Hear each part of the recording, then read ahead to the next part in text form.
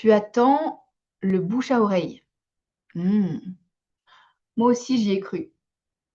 Pendant longtemps, j'ai pensé que si je faisais bien mon travail, les clientes parleraient de moi, que ça viendrait naturellement et que c'était la stratégie la plus efficace, la plus authentique, la plus durable. Et d'une certaine façon, c'est vrai, le bouche à oreille fonctionne. Oui, mais voilà, ce que personne ne te dit, c'est que le bouche à oreille ne fonctionne pas pour démarrer ton activité de conseillère en images. Et aujourd'hui, je vais t'expliquer pourquoi. Pas pour te décourager, mais pour te libérer d'une attente qui te coûte de l'énergie, du temps et probablement aussi des clientes.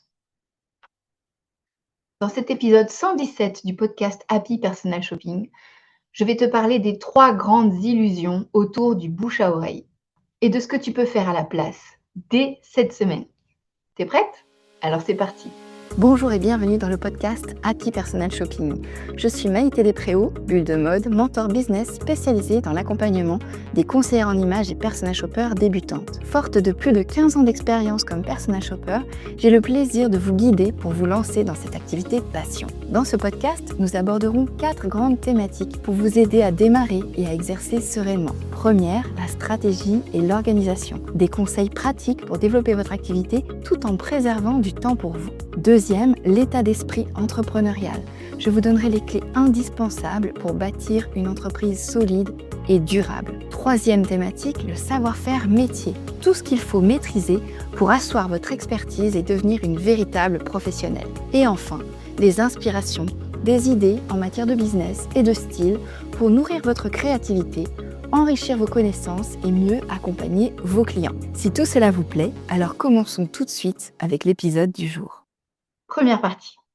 Le bouche à oreille n'est pas une stratégie, c'est une conséquence.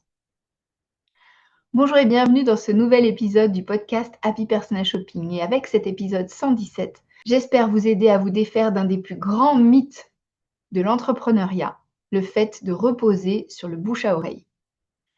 D'ailleurs, si tu ne connais pas le podcast, c'est le moment de t'abonner pour ne pas manquer les prochains épisodes. Chaque jeudi, je te donne des conseils, des astuces, mais surtout des stratégies pour lancer et développer ton activité de conseillère en images. Alors commençons par remettre les choses à leur place. Le bouche à oreille, c'est quoi exactement? C'est quand une cliente qui te fait confiance parle de toi à son entourage, à quelqu'un. C'est une recommandation. C'est une relation aussi, c'est un lien et pour le coup, c'est vraiment magnifique parce que ça veut dire que tu l'as tellement bien accompagnée, tu lui as tellement bien apporté ton aide qu'elle parle de toi aux personnes qui lui sont le plus chères. C'est magnifique. Oui, mais voilà, pour que ça arrive, il faut déjà en avoir eu une de cliente. Il faut donc déjà avoir fait un travail de visibilité. Il faut donc aussi que tu aies déjà des gens autour de toi qui comprennent ce que tu fais. Et c'est là que ça coince pour la plupart des conseillères en images qui démarrent. Elles attendent le bouche à oreille alors qu'elles n'ont pas encore les conditions pour qu'il existe. Attendre le bouche à oreille quand on démarre, c'est attendre que quelqu'un parle de toi alors que personne ne sait encore que tu existes. Tu me suis? Voilà l'image que je veux que tu gardes de cet épisode 117. C'est que le bouche à oreille, c'est un amplificateur, pas un moteur. Un amplificateur, ça prend quelque chose qui existe déjà et ça le rend plus puissant, plus fort, plus visible. Mais si tu n'as rien à amplifier au départ, aucune cliente, aucune visibilité, aucune présence, il n'y a rien sur quoi travailler. Et le moteur, c'est toi, c'est ton action. C'est toi qui dois créer le mouvement en premier. Partie 2. Les 3 conditions qui sont rarement réunies pour qu'une recommandation fonctionne. Bon, imaginons maintenant que tu as déjà eu une cliente. Elle t'adore. Elle a vécu quelque chose d'incroyable, de transformateur avec toi et elle est ravie. Est-ce qu'elle va te recommander? Peut-être, mais pour ça, il faut que 3 conditions soient réunies en même temps. Première condition, elle comprend ce que tu fais. Et ça, c'est loin d'être acquis. Beaucoup de tes clientes te voient comme celle qui l'a aidé à trouver son style, mais elles ne savent pas expliquer ton métier à quelqu'un. Elles ne savent pas dire ce que tu proposes, ce que ça coûte, à qui c'est destiné. Deuxième condition, elle doit rencontrer quelqu'un qui en a besoin et pas juste quelqu'un qui trouverait ça sympa. Non, quelqu'un qui est vraiment dans un vrai moment de besoin. qui a besoin d'une transition, d'un avant-après. Troisième condition indispensable pour que le bouche à oreille fonctionne. Ta cliente doit penser à toi au bon moment et pas 3 semaines, 3 mois ou 3 ans après.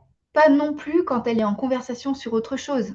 Elle doit penser à toi au bon moment, dans le bon contexte et avec les bons mots. Ces 3 conditions, elles doivent être réunies en même temps. Et honnêtement, c'est rare. Je te donne un exemple très concret. Ta cliente, elle t'adore. Elle croise une amie. L'amie dit qu'elle se sent un peu perdue avec son dressing depuis qu'elle a accouché ou depuis qu'elle a changé de travail. Ta cliente pense à toi. Parfait! Mais elle ne sait pas très bien comment expliquer ce que tu fais.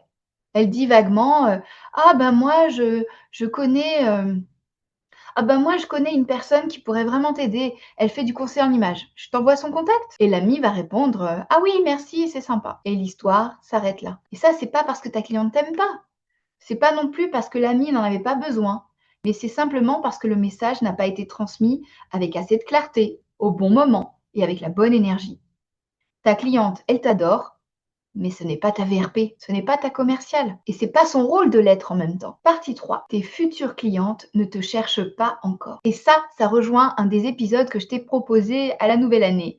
Les 12 résolutions pour ton année 2026. D'ailleurs, c'est un de vos épisodes préférés. Alors, merci pour ça. Et si vous ne l'avez pas encore écouté, je vous invite à le faire en cliquant dans les notes de cet épisode. Vous aurez le lien direct. Voilà donc le 3e angle qui a vraiment changé ma façon de voir les choses par rapport au bouche à oreille. La plupart des femmes qui vont avoir besoin de toi, elles ne le savent pas encore. Elles ne tapent pas conseillère en images sur Google. Elles ne font pas de recherche. Elles ne sont pas en train de comparer différentes conseillères en images. Elles sont en train de vivre une transition. Reprise du travail, fin du congé de maternité, divorce, changement de poste, prise ou perte de poids, événements importants qui arrivent, sentiment diffus que quelque chose a changé dans leur rapport à elles-mêmes. Ces femmes ont besoin de toi, vraiment. Et dans leur tête, le conseiller en images n'est pas encore la bonne réponse. Et tu sais pourquoi? Tout simplement parce qu'elles n'ont pas encore formulé la question. Et oui, pour pouvoir répondre conseillère en images, il faut pouvoir se poser cette question-là. Je te donne un exemple. Il y a quelques mois, j'ai été contactée par une personne qui est aveugle et qui m'a trouvée via Google. Son premier message, c'est « Je ne savais même pas que votre métier existait ». Tu te rends compte? Comment veux-tu que des femmes qui ne savent pas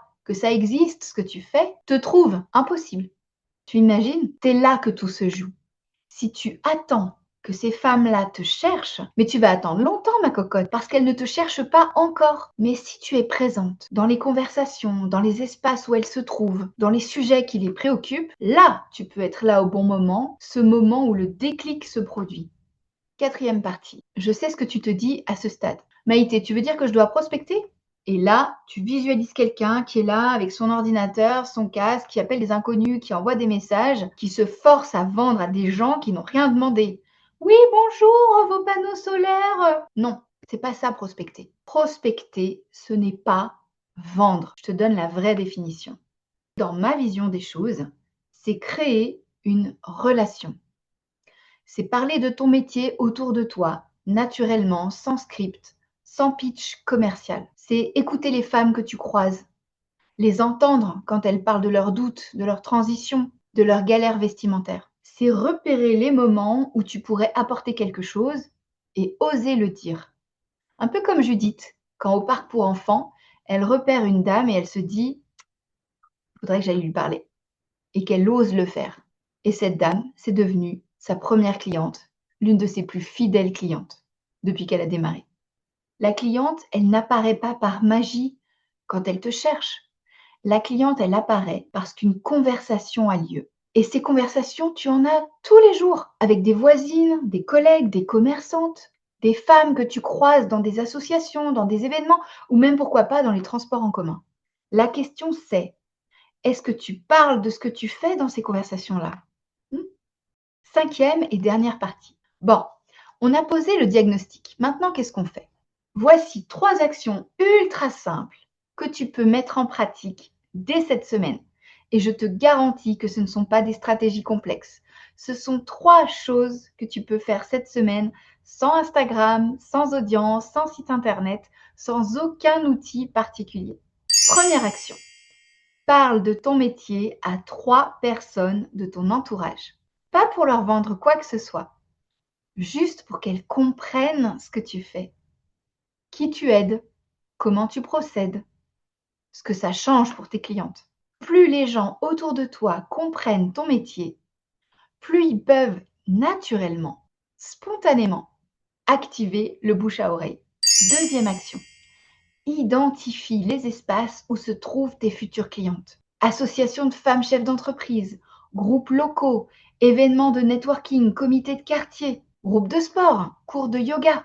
Les femmes qui ont besoin de toi sont quelque part. Où sont-elles dans ta ville, dans ton quartier, dans ta vie? Troisième action, crée une occasion de discuter. Un café, une soirée chez toi, une mini-conférence dans une boutique, dans une salle associative, un atelier découverte. Pas besoin que ce soit parfait. Pas besoin non plus que ce soit grandiose. Il faut juste que ce soit réel, concret, tangible, maintenant. Tes 3 actions, si tu les poses dès cette semaine, tu vas te rendre compte de quelque chose. Le contact humain est beaucoup plus puissant que n'importe quelle stratégie digitale pour trouver tes premières clientes. Le bouche à oreille fonctionne. Je te le répète parce que je ne veux pas que tu gardes un message négatif de cet épisode. Le bouche à oreille fonctionne et à terme, il sera probablement une source importante de clientes pour toi. Mais pour en arriver là, il faut d'abord construire. Il faut aller à la rencontre des personnes qui seront tes ambassadrices. Il faut créer des conversations. Et si tu écoutes cet épisode en te disant « Oui, mais concrètement, comment je fais ? Vers qui je vais ? Parce que bon, mon entourage, j'ai une bonne nouvelle pour toi. Je prépare quelque chose que je n'ai jamais fait avant.